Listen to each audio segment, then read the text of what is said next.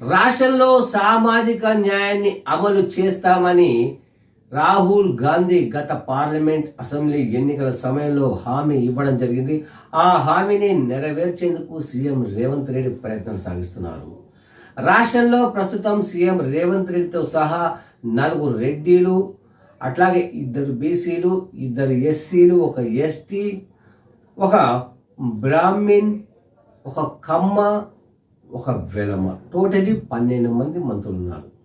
So మరో 6 మంత్రి పదవులు ఖాళీ ఉన్నాయి. ఇందులో 4 పదవుల్ని భర్తీ చేసే అవకాశాలు ఉన్నాయి. సో ఈ మరో భర్తీ చేసే అవకాశాలు ఉన్న దాంట్లో కూడా 1 బీసీ, అందులో వాకిటి శ్రీహరి ముదిరాజు కూడా ఇచ్చే అవకాశాలు ఖచ్చితంగా కనిపిస్తున్నాయి. సో మిగిలిన ఇంకా 3 2 రెడ్డిలకు ఇస్తారా, మరి ఇంకొక సీటుని ఎస్సీ అంటే వివేకుడు ఇచ్చే అవకాశం ఉందని కూడా చెప్తున్నారు, V6. కాబట్టి ఇక్కడ ఓవరాల్గా 50% పదవులను బీసీ, ఎస్సీ, ఎస్టీ, మైనార్టీలకు కేటాయించాలి అనేది ఇక్కడ ఉద్దేశం. సో దాంతోపాటు సీఎంగా రెడ్డి ఉన్నారు కాబట్టి పిసిసి, టిపిసిసి అధ్యక్ష పదవిని కూడా బీసీలకు కేటాయించడానికి చాలా ప్రయత్నాలు సాగుతున్నాయి. సో ఇప్పటికే ఎస్టీ అయిన బలరాం నాయక్ కూడా పోటీలో ఉన్నారు. దాంతోపాటు కొంతమంది రెడ్డిలు కూడా పోటీలో ఉన్నారు.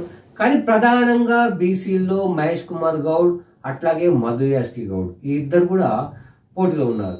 సో ఇప్పటికే వర్కింగ్ ప్రెసిడెంట్గా ఉండి రేవంత్ రెడ్డి కూడి భుజంగా ఉండి పార్టీని నడిపిస్తున్న మహేష్ కుమార్ గౌడ్ కూడా ఇచ్చే అవకాశాలు ఎక్కువ ఉంటాయి. కాబట్టి ఎందుకంటే బీసీకి ఇస్తే కనుక సామాజిక న్యాయం అంటే పార్టీ పదవిని కూడా ప్రధానంగా బీసీలకు ఇచ్చినట్టయితే సంకేతం కూడా పోతుంది, ఎక్కువ జనాభా ఉన్న బీసీలకే ఇచ్చారని. ఇదేం కొత్త విషయం కాకపోవచ్చు.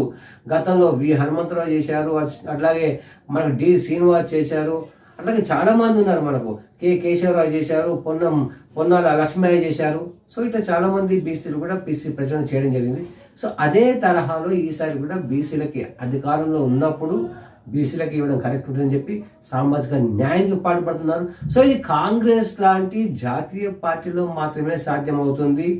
ఇది ప్రాంతీయ పార్టీలో, బీఆర్ఎస్ లాంటి ప్రాంతీయ పార్టీలో ఎటువంటి అవకాశాలు కూడా ఉండవు. ఎందుకంటే అది కేవలం ఒక వర్గం, అంటే ఎవరైతే పార్టీ పెట్టారో కేసీఆర్ లాంటి వాళ్ళు వాళ్ళ చేతిలో తప్ప ఇంకెవరికి కూడా అవకాశం ఉండదు. కాబట్టి ఈ జాతీయ పార్టీలోనే అవకాశం ఉంటుంది. కాబట్టి ఇంకా కూడా సామాజిక న్యాయాన్ని పూర్తి స్థాయిలో మెరుగుపరిచి వీళ్ళందరూ కూడా ఎక్కువ పదవులు ఇవ్వాలి, ఎస్సీలకు కావచ్చు, బీసీలకు కావచ్చు, ఎక్కువ పదవులు ఇవ్వాలని కూడా మనం డిమాండ్ చేయొచ్చు. సో దానికి అనుగుణంగా కూడా ప్రభుత్వం కూడా ప్రయత్నం చేసే అవకాశాలు ఉంటాయి.